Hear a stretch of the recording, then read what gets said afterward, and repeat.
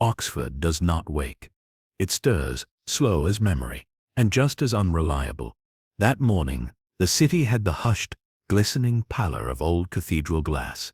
Rain had crept in during the night, and remained like a guest who would not announce himself. The cobbles outside Broseno's shone like oil. A scattering of beech leaves clung to the blackened gutters. I remember the porter, Hughes or something equally ancestral, muttering to no one in particular, as he adjusted the latch on the quad gate, said the place felt off. Draughts in the wrong direction, as though someone had opened a door they oughtn't. Inside, the college breathed its usual quiet contempt for the hour. I was in the senior common room, cradling a cup of what the machine had the gall to call coffee. It was too hot, punishingly so, and I liked it for that. There was a comfort in its bitterness. A small rebellion against the drizzle and the memory of last night's unfinished bottle of Talisker. I had a newspaper folded beside me, the crossword already violated by half-formed guesses and second thoughts. Clue 12 across, present, unseen 7. I had scrawled spectre, then scratched it out. Phantom didn't sit right either. Something in the phrasing wanted more than the supernatural.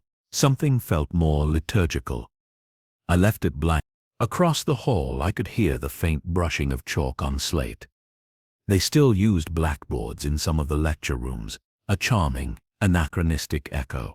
A professor, Rickards, though I did not know it then, was preparing a talk on John Donne. I would later read the first line of his lecture notes, discovered on his desk beside a worn edition of Devotions upon Emergent Occasions.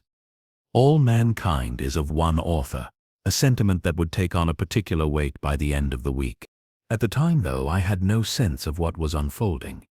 The rain misted the high windows and left shadows on the flagstones like faint bruises.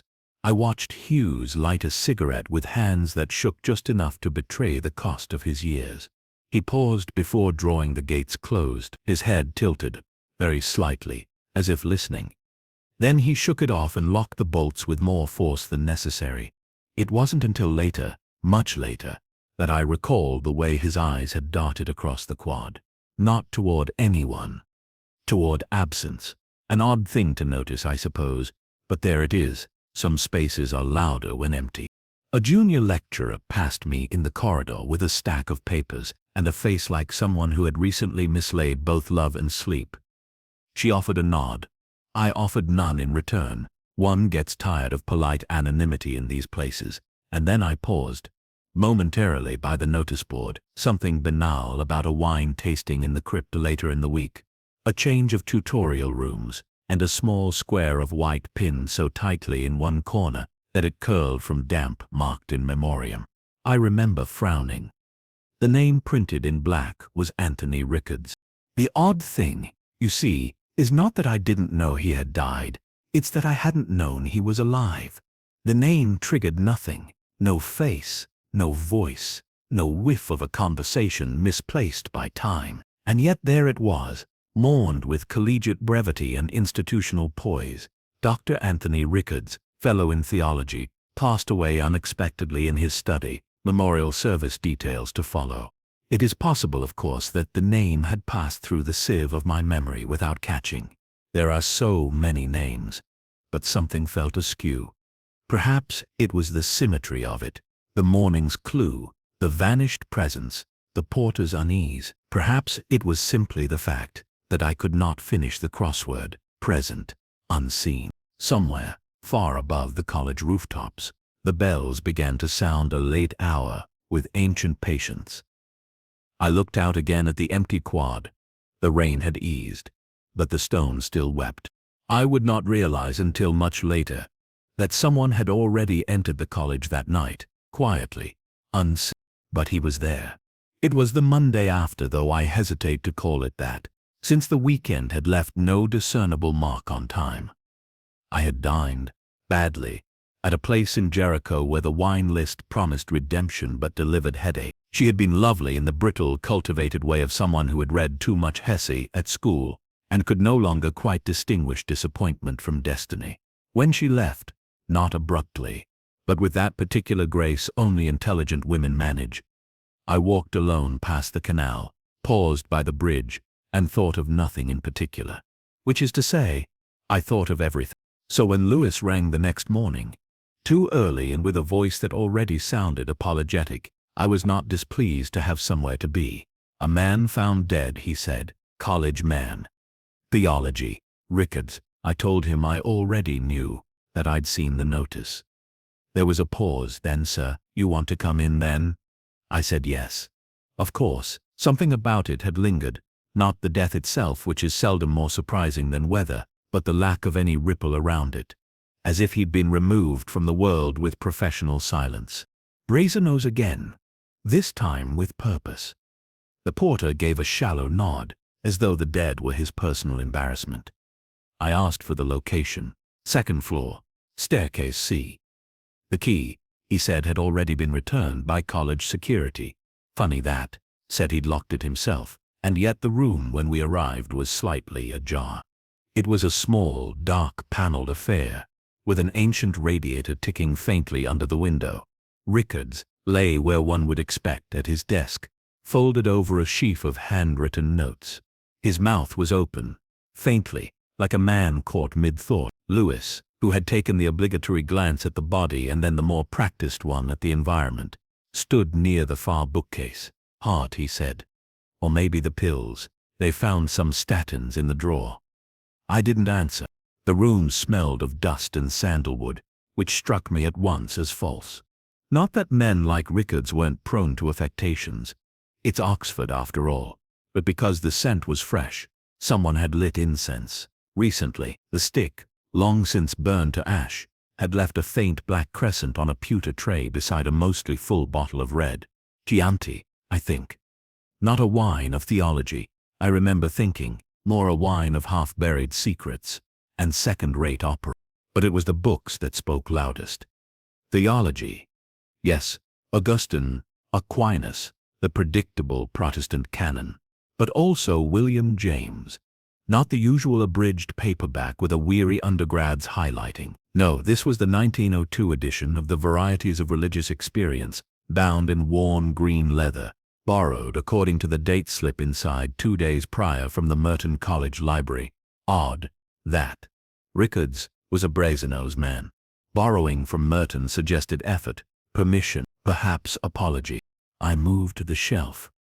The spines were too orderly, too evenly dusted. A rare thing in any true scholar's room. Ricketts had either tidied before his death, or someone had done it after. A volume on Christian mysticism lay slightly out of line, and I reached for it without thinking. Behind it, nothing, only a faint ridge of dust, where it had been moved recently. A space had been made, briefly. For what? I didn't yet know. The turntable, and I use that word with affectionate inaccuracy, still spun quietly in the corner, the needle caught in the run-out groove, looping its faint mechanical sigh. I bent closer. Lagrime de San Pietro, Lassus. 70 sacred madrigals on the weeping of St. Peter.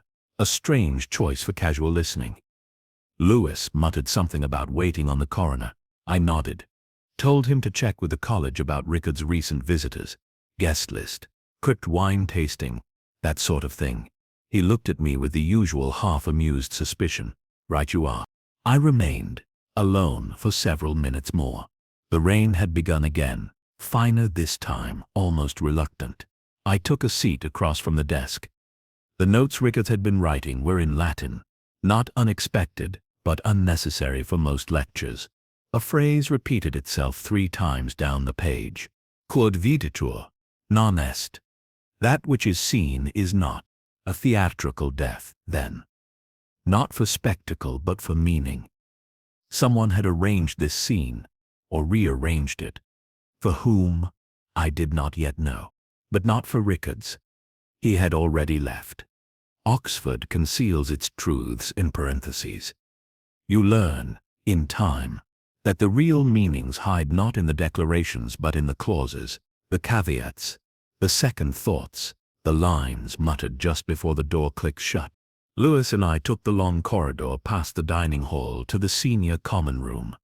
The walls lined with portraits that seemed to glare at the living with a kind of bored academic disdain. We were there for questions, though I had little hope for answers. Scholars, I found, tend to speak most fluently when evading them. Dr. Claire Hensley was first, a fellow in moral philosophy, known for her glacial manner and a gaze that seemed to cut 6 inches deeper than your clothes. She did not stand when we entered, merely gestured toward the other armchair with the economy of someone who dislikes explaining themselves. "Rickards?" she said, after I prompted her. "Brilliant nuisance." He had a talent for antagonizing without raising his voice. The sort of man who thinks footnotes are where the real war is fought. She paused, studying the corner of her teacup as though it might offer her a more precise adjective. "I don't mean to sound cruel. He was, well, necessary. All institutions need someone to argue with. Keeps the rest of us from rusting." I asked if he'd had any conflicts of late. She gave a faintly amused breath. Rickards was always in conflict. That was his métier. He'd recently decided to reinterpret Don's sermon on the Ascension as a coded confession of apostasy. You can imagine how that went over. "And you," she smiled, but it had no warmth in it. I wasn't the audience he craved. We left her in the chair, untouched by anything but her own intellect. There's a loneliness to some women that has nothing to do with men. It's simply that they've never once been surprised by another person. Professor Alasdair Crane, by contrast, welcomed us with the theatrical glee of someone who has never missed an opportunity to hold court, a florid man with too many rings and a voice trained for lecture halls rather than truth. "Rickards," he said, pouring himself a splash of something far too cheerful for the hour, "was a magnificent bastard, always quoting Donne in the wrong places. Had a talent for making a library feel like a battlefield." I asked when he'd last seen him. 2 nights ago. In the crypt. The tasting. Rickards was in one of his moods. Thought someone had stolen something from his study. Probably just his own paranoia. Poor devil. Then, unprompted, as if tossing a biscuit to a dog, he added, "Well, no one saw him enter, but he was there."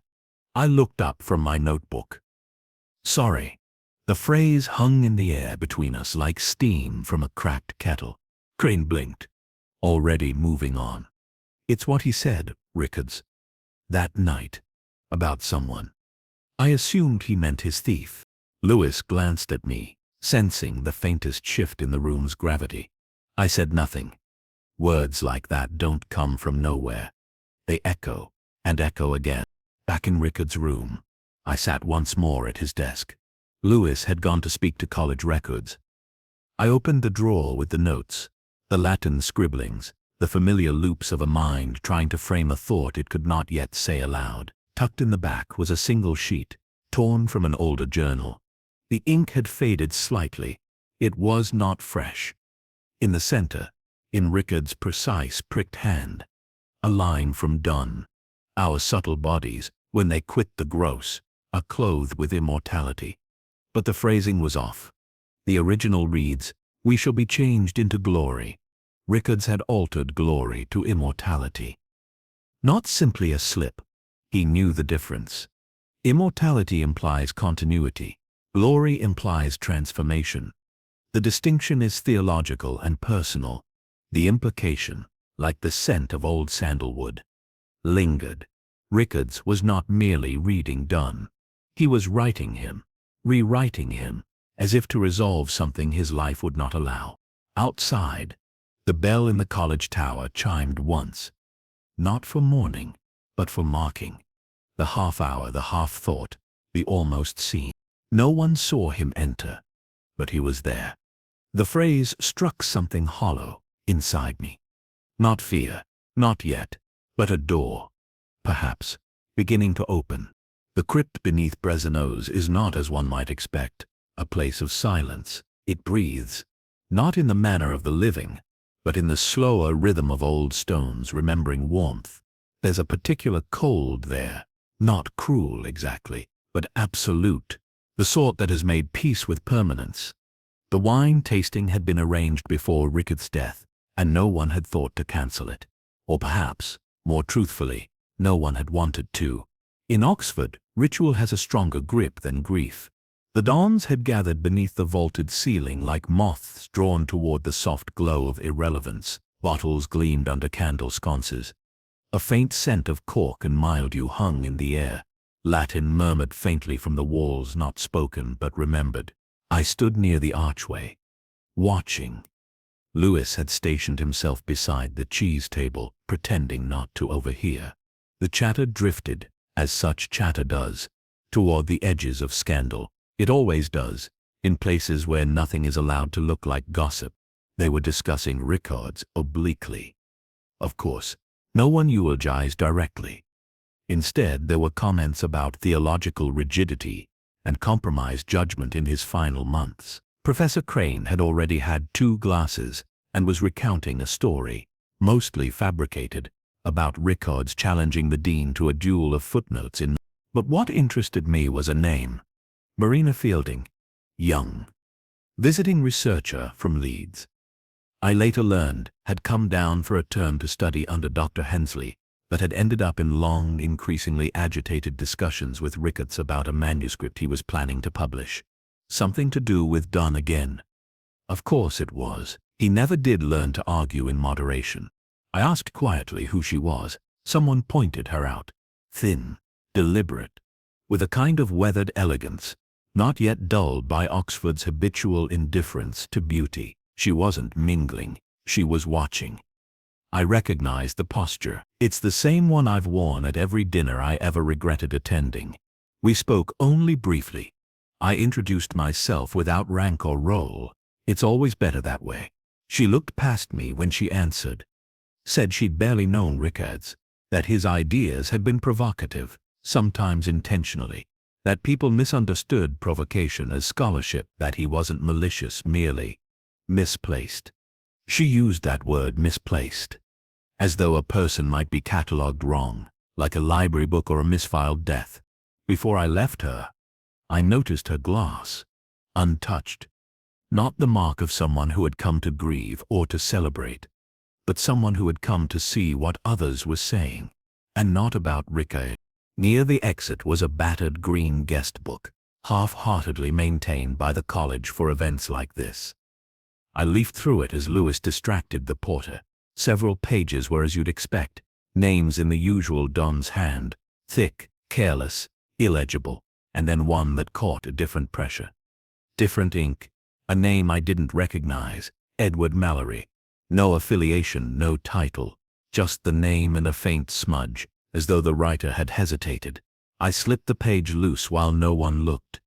A librarian's sin, perhaps, but I was never a purist. It was then that my phone buzzed. Strange.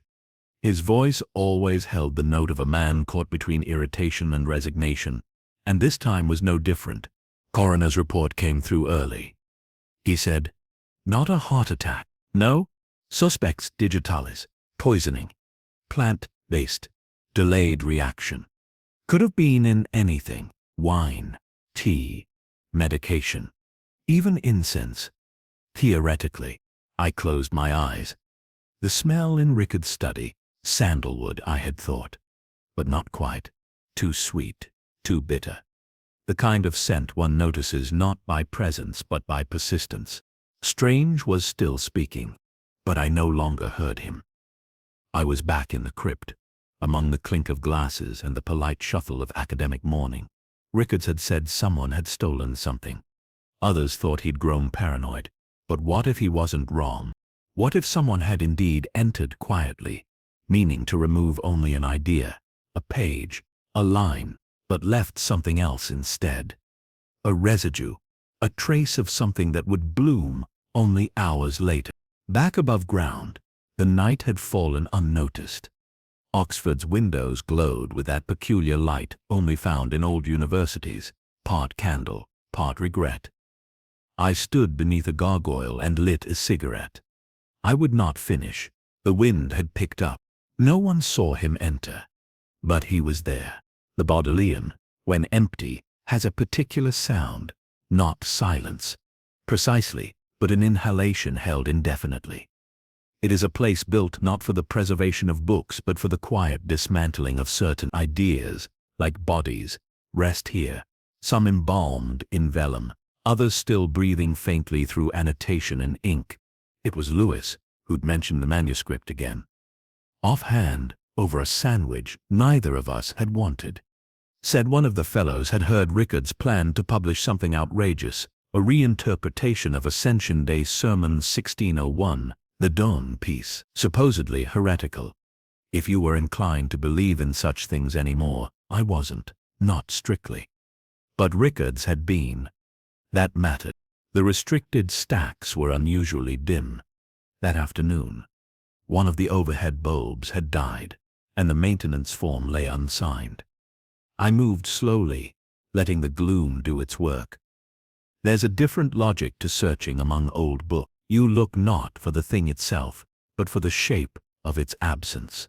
The index listed the manuscript as Omis Rifeth D17, withdrawn 3 days before Rickard's died. Shelf notation still active, which was in itself peculiar. Normally, after a fellow's death, such items would be refiled, sometimes sequestered.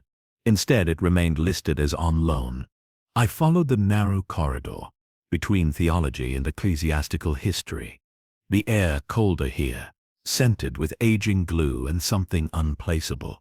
The shelf, when I found it, was orderly, but the space for D17 ASCII 1601R was empty. I checked the withdrawal slip, clipped neatly behind the label. The initials MF stood out at once. Marina Fielding, but something in the spacing was wrong. The letters were tight, as if compressed, unnatural. Beneath them, if the light caught just right, there was the faintest curve of an overwritten E, possibly EM. I ran my thumb across the paper.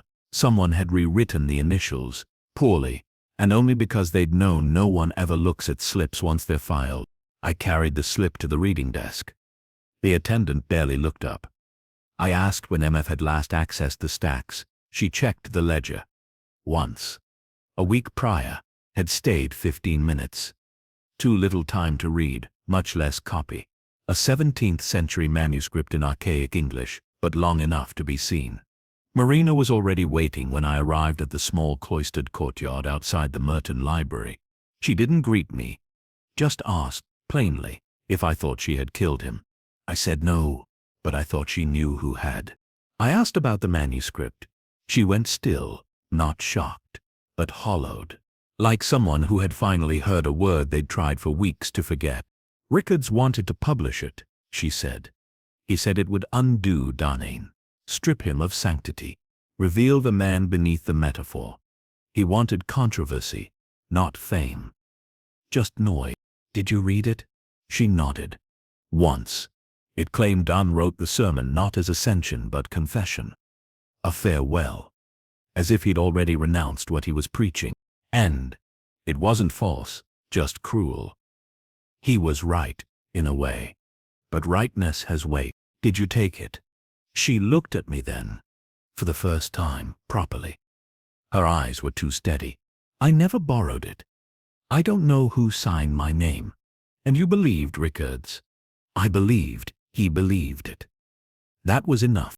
I watched her leave. Her coat caught the wind as she turned the stone path toward the exit. I waited until she had gone, then looked back at the slip. Name, overwritten, uneven.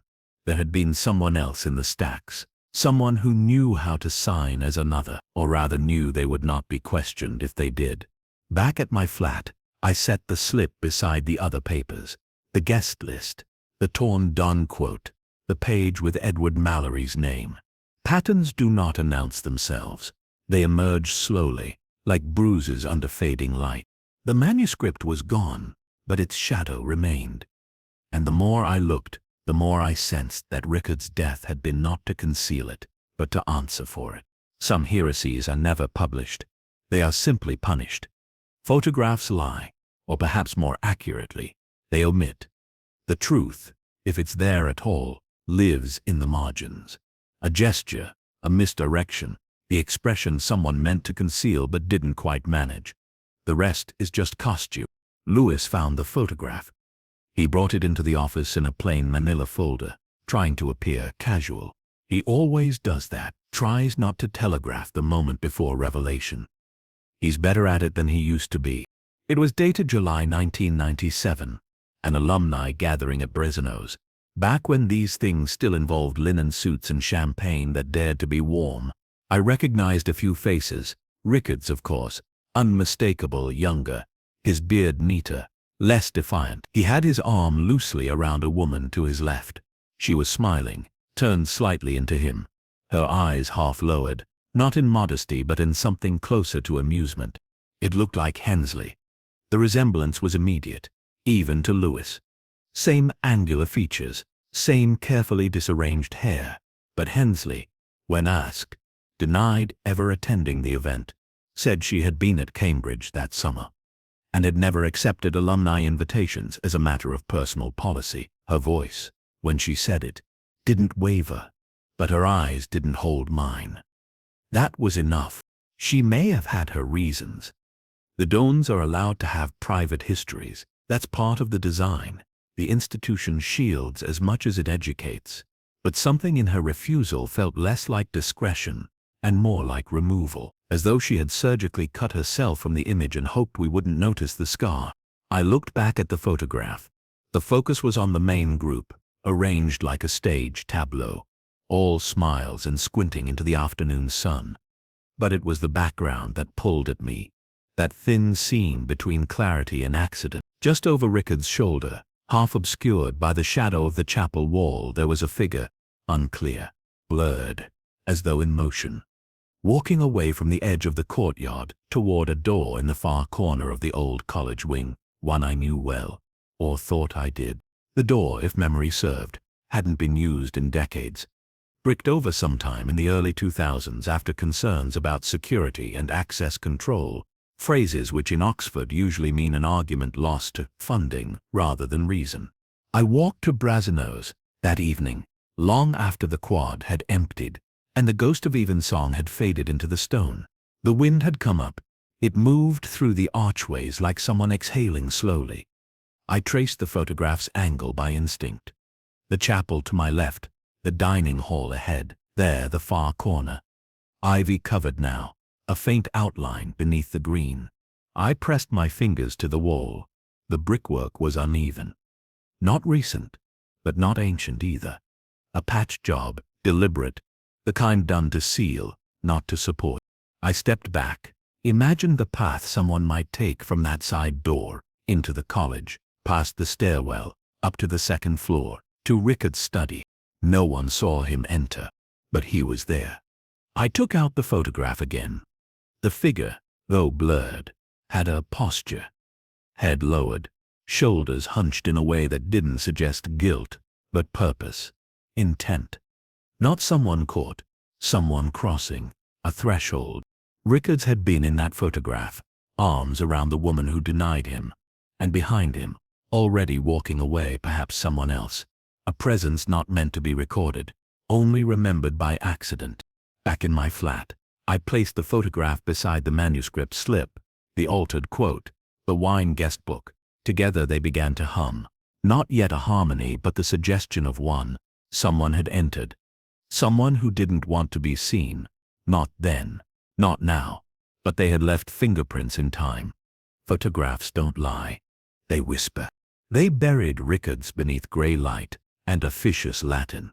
The funeral was held at St. Mary's, naturally, as though the college could not quite bring itself to mourn without first cloaking the event in architecture. The pews were filled with the usual blend of tweed, black wool, and feigned solemnity.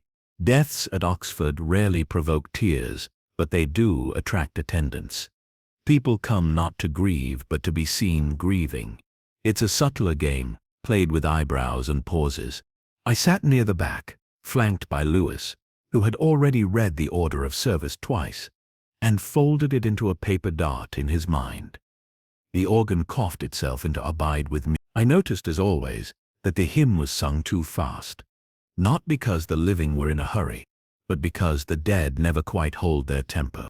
Sabrina Fielding sat 3 rows ahead. Her head was bowed, though not entirely in reverence. Something more private. Her hands clutched the inside of her coat sleeves. needing them.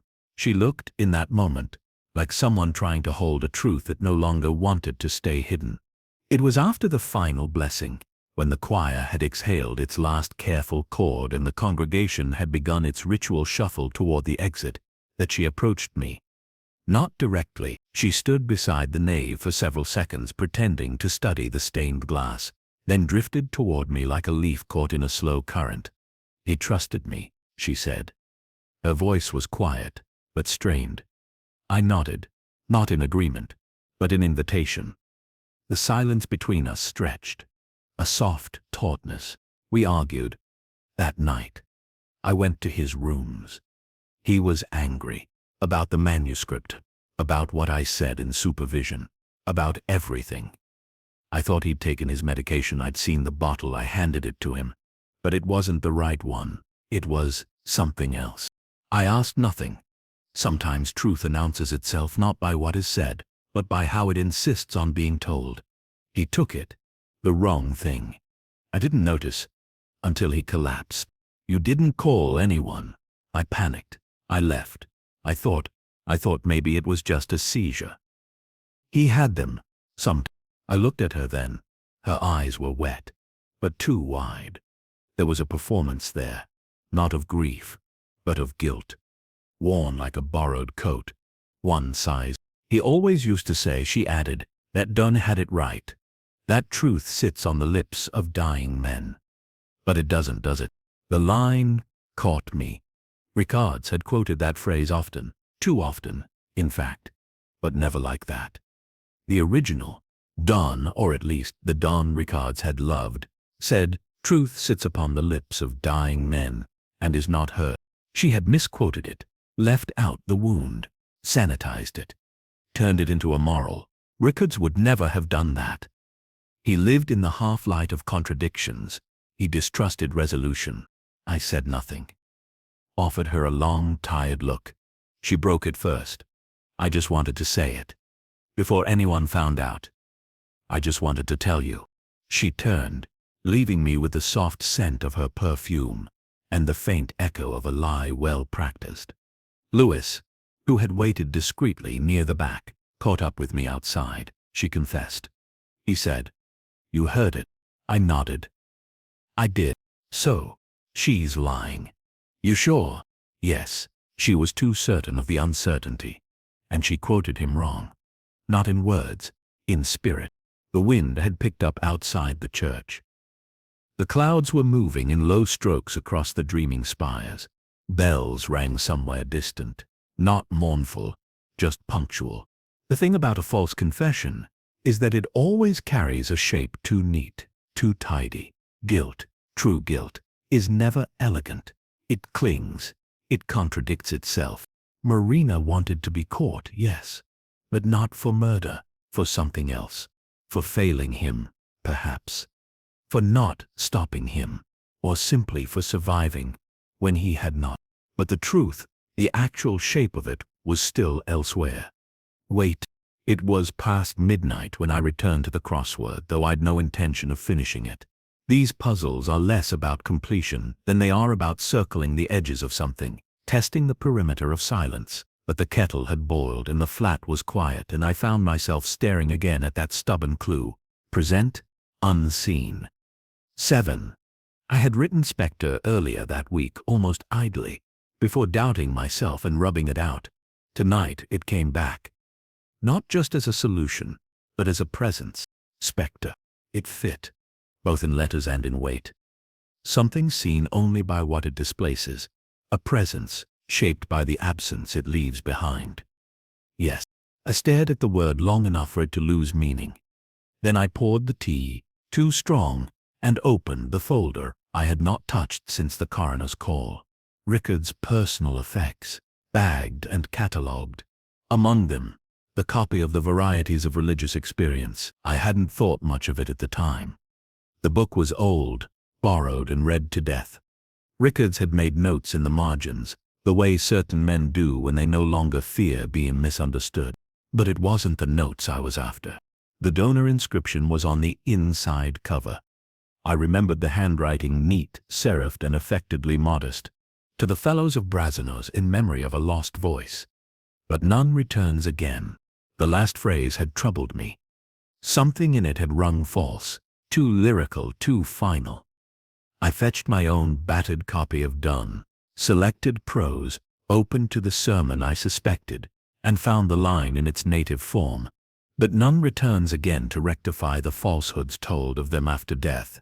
A longer, sadder line, and not one that Rickards would have trimmed. Why truncate a phrase like that, unless the second half bore too much weight? The answer curled like smoke in the air around me. The inscription, I realized, had been altered, consciously, a euphemism disguised as poetry. Someone had gifted the book, years ago as an act of restoration, but had excised the line's painful edge to rectify the falsehoods told of them after death. It was too direct, too close. I turned to the library log again, the entry for when Rickards borrowed the book last month. The name was clear, A. Rickards. But beneath it, in the layer of the page's fiber, an earlier name had been overwritten, not erased, but masked. I tilted it beneath the light. There, a second initial, a T, faint as breath. Not AR, but TC, or T. Crane. Crane, Professor Alasdair Crane. Old wit, fond of port, and just drunk enough to let a dangerous phrase slip into daylight. No one saw him enter, but he was there. It had seemed poetic, even flippant at the time, but now it chilled me. It wasn't a metaphor. It was a memory of someone returning. Someone who'd once disappeared from Oxford, not with ceremony, but with silence. The old scandal. I recalled it now with that peculiar clarity of remembered whispers. A research grant, falsified. A junior don accused. A hearing held behind the heavy curtains of the college, and then nothing. No formal dismissal, just disappearance. A resignation letter, perhaps. A name struck from the college register. No one returns again, except someone had. Rickards had found out, or remembered, and someone else had decided it was too dangerous a truth to resurrect. I sat with that thought for a long time, the crossword resting beside my teacup like a solved riddle that had answered the wrong question. Spectre, the one who came back, unseen. Down in the quad, the wind had picked up, sending leaves in urgent spirals against the chapel wall. Somewhere, a clock struck 2. Not late, exactly, just past the point of pretending it wasn't night. I leaned back. There was something still missing. A link. The misfiled manuscript. The photograph. The misquoted Donne. But it was coming together now, inch by reluctant inch. The truth was not in the confession. It was in the silences around it. The edited lines, the names crossed out, the footnotes no one cited, and in the end, I suspected, it would be a word, not a weapon, that had killed Anthony Rickards. A word someone had tried to erase. It was not the day of Rickards' death that interested me, but the night before, the hours when guilt is less rehearsed, and people move with fewer eyes upon them. The college porter had been reluctant, though not surprised, when I asked to see the CCTV records. Oxford dons are creatures of late nights and low lights, but Brasenose had in recent years installed a modest array of cameras, one at the college gate, 2 in the quad, another above the stairwell to the library. I asked for them all, but it was the library camera that drew my first attention. What I found there was absence, elegantly rendered. A blackout. From 2:38 to 3:17 a.m., the feed went dark, just long enough to erase intent, but not quite long enough to erase presence. The power cut had been brief and officially recorded. A fuse, according to maintenance, but not, I noted, a random one. Only the interior cameras had failed. The external gate feed, being battery-backed, had captured something. Just a flicker, just enough. At 2:43 a.m., a man entered the college courtyard. No one saw him enter, but he was there. I leaned in, rewound, froze the frame. The image was poor, grainy, filtered through mist and sodium light, but the figure was clear enough to betray certain things. The length of the coat, slightly dated. The tilt of the head, inward turned, the gait of a man who expects not to be challenged. He did not go to Rickard's rooms. He did not, as far as I could tell, go anywhere he should have gone. He disappeared into the far cloister and was not seen again. But it was enough. I called Lewis. "There's a man I'd like you to look into," I said. "Professor Dominic Y., formerly theology Brasenose. Resigned in 2007. Quietly." Lewis was quiet. For a beat. "That name's not in the current registry." "No," I said. That's rather the point. Y had, by all official accounts, vanished. His name had been removed from the Fellows Board. His books, once frequent footnotes in Rickard's early papers, were no longer on the library shelves, a scandal whispered rather than published. Academic fraud, something about a grant proposal and falsified translations of Augustine. But no formal proceedings, just subtraction. Oxford does not forget, but it chooses what to remember. I found the rest in the archives, not in the folders marked with Y's name, but in those adjacent to it.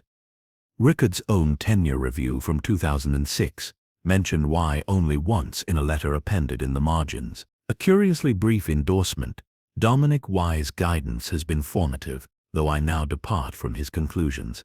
That was all, but it hinted at a falling out. Not philosophical, but personal. The visitor logbook for the week of Rickard's death showed no entry under Y's name. Of course not. But the guest book from the wine tasting, the one I had pocketed and half forgotten, told a different story. A signature in the corner. Not Dominic Y, but D. Wayland.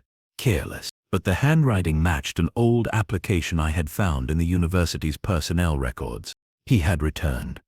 Quietly. As a ghost returns. And Rickards had known. Perhaps he had threatened to expose him, or perhaps merely to speak his name aloud again. And in Oxford, as I have learned, that is often the greater threat. I went back once more to the library that night. My steps quiet on the worn stones. The blackout had passed. The lights hummed their sterile hum.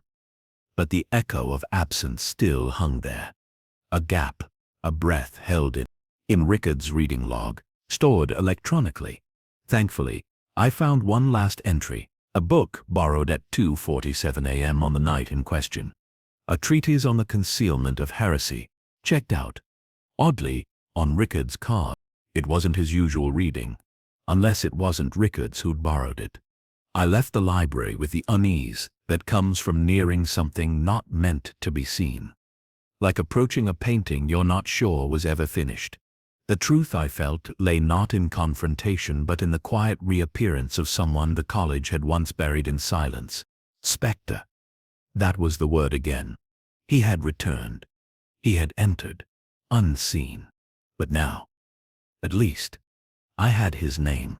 The guest house off St. John Street was the kind of place Oxford keeps hidden in plain sight. 3 stories of ivy-stained stone and creaking stairs, where nothing ever quite works, and no one asks who you are if your coat fits the season. By the time Lewis and I arrived, the room was empty. Not just empty in the usual sense.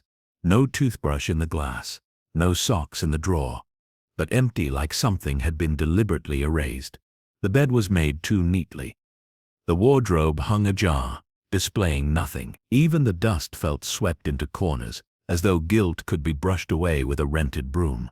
But there, on the desk by the window, sat the only item left behind. A letter, folded in half, unsealed. My name on the outside, in the same deliberate, slightly slanted hand I'd seen in the college guest book. D. Wayland. He had signed then. But here, he used no name at all. You were always the only one who listened between the lines. I stood for a moment before reading further, as if the paper might dissolve if handled too quickly. Lewis hovered in the doorway but didn't speak. He's learned, over the years, when not to. The note was short, too short for what it implied. I did not come to harm him. But when he threatened to speak, I knew I could not let him.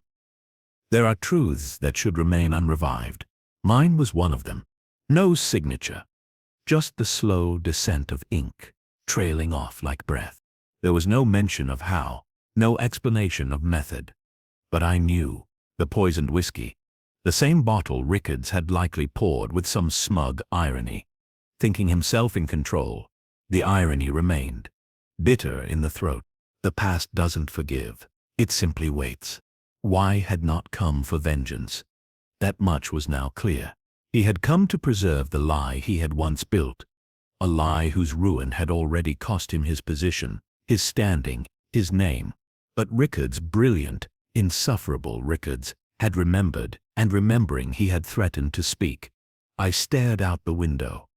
The street below was slick with late rain. A boy cycled past with his collar upturned, careless of history.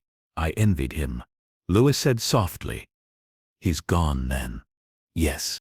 We searched the town, of course. Checked stations and hotels. But a man like Y, half erased already, knows how to disappear. I suspect he never intended to stay longer than a few days. Just long enough to ensure his secrets remained buried. Back at the college, Rickards' rooms had been sealed. The cleaning staff avoided them with a quiet, inherited respect for unresolved spaces. I let myself in once more, alone. The classical LP was still there, still spun faintly off-center on the turntable. I lifted the needle, not out of ceremony but something smaller, something like apology. I sat in his chair for a moment, looked at the spines of his books, the ones he'd arranged with such theatrical care. The volumes were back in place now, but I still remembered the gap, the angle, the over-straight row. He had wanted someone to notice. Not why, perhaps, but someone. And perhaps that someone was me. Downstairs in the chapel, the porter told me they'd held a small memorial. No readings, just silence. The kind Rickards would have filled with some provocative quote from Donne or Eliot. Daring grief to feel clever, I walked back through the quad alone. Oxford does not mourn loudly. Its stones absorb sorrow, slowly, over centuries until nothing remains but atmosphere. Some truths vanish. Others echo. I lit a cigarette. I would not finish and listen. Why was right? Sometimes the most dangerous thing is to be remembered. The leaves were falling, not with drama, but with that gentle, papery indifference. Oxford does so well. They touched the ancient paving stones of the quad, like footnotes, to a text too long forgotten, but still quietly reprinted by the season. I sat alone on one of the old benches, the crossword completed on my lap. Spectre, the final clue. Still haunting me, like a footstep that never quite echoes. Across from me, the chapel bell tolled the hour. 4, perhaps 5, but I didn't check. I had nowhere to be. The wind had taken on that slight metallic edge it gets in October, when summer's denial can no longer be pretended. Students passed with scarves tied tightly, books clutched, eyes already half elsewhere. In my hands, the small green penguin of Donne's Devotions, Rickards' copy, the one he'd borrowed shortly before his death. Library copy, spine cracked. Inside, the donor inscription had been tampered with, but now it had been set right. No man is an island entire, of itself. Every man is a piece of the continent, a part of the main. I read it again, slower this time. The words not as philosophical proposition, but as truth newly earned. Rickards had not been loved by many, perhaps not even liked, but still his death had moved through the college like water through stone. Slow, silent, reshaping. Even Y, in his own twisted restraint, had been bound to him by that most dangerous of all threads, memory. We do not choose whom we remember, only what we do with it. Dr. Hensley walked past them. She wore a long gray coat and carried a battered satchel under one arm. She did not look at me, or perhaps she did, but only internally, the way one sometimes looks at old photographs in passing, acknowledging without stopping. I nodded, or perhaps imagined myself nodding. There was nothing to say. She had known Rickards for 20 years. She had never liked him. But even dislike has its weight. She was the one who'd placed a flower on his door the morning after his death. I had noticed, though no one spoke of it. She passed on. I watched the space she left behind, felt its stillness settle. I drew out a cigarette, hesitated, lit it. The flame flickered weakly in the wind. For a moment I let it burn. Then I pinched it out between my fingers. I would not smoke today. Not because of health, or resolve, or any grand symbolism.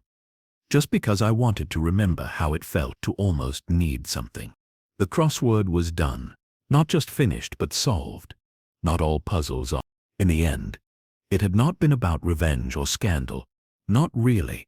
It had been about preservation, of reputations, of silences, of things long buried and gently rotting in the memory of old dawns. Y had not come to strike out. He had come to ensure nothing struck back.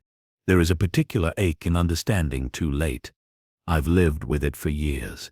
In matters of the heart, in cases gone cold, in things I've said too sharply, or not said at all. Above me, a crow barked once, twice, then took off. The wind moved on. I closed the book. No man is an island, I murmured.